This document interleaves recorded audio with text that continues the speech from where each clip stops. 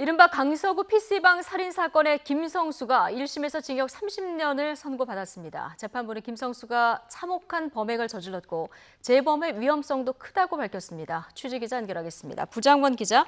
네, 사회부입니다. 네, 김성수에게 징역 30년이 선고됐군요. 네, 그렇습니다. 서울 남부지방법원은 살인 혐의로 구속 기소된 김성수에게 징역 30년을 선고했습니다. 사건 발생 8개월 만입니다. 김성수는 지난해 10월 14일 서울 강서구의 한 PC방에서 불친절하다는 이유로 종업원 21살 신모 씨를 흉기로 수십 차례 찔러 숨지게 했습니다. 앞서 검찰은 김성수를 사회에서 영원히 격리해야 한다며 법정 최고형인 사형을 구형했습니다. 이번에 내려진 징역 30년은 유기징역 가운데 최고형입니다. 사형이 사실상 사문화된 점을 고려하면 재판부가 김성수에게 가장 무거운 형을 선고한 것으로 볼 수 있습니다.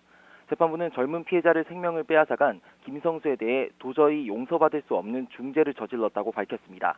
그러면서 범행 자체가 매우 참혹하고 폭력 성향을 보이는 상황에서 재범의 위험이 있다며 출소 뒤 10년 동안 위치 추적 장치를 부착할 것도 명령했습니다. 네, 김성수는 앞서 심신미약 상태에서 범행을 저질렀다 이렇게 주장을 했는데요. 양형에 영향을 좀 미쳤습니까?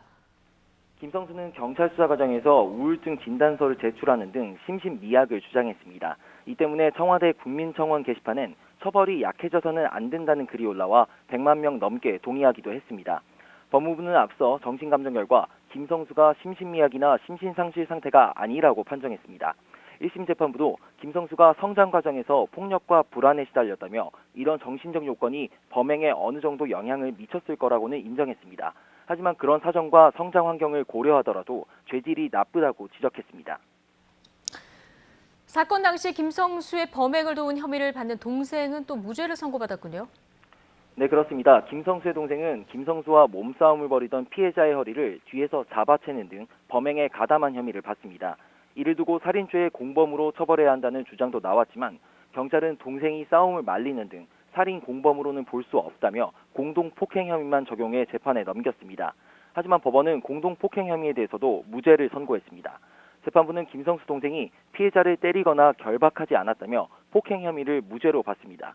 또 잡아 끌어당긴 행위도 형과 피해자가 몸싸움을 벌이자 당황해서 말린 것으로 봤습니다.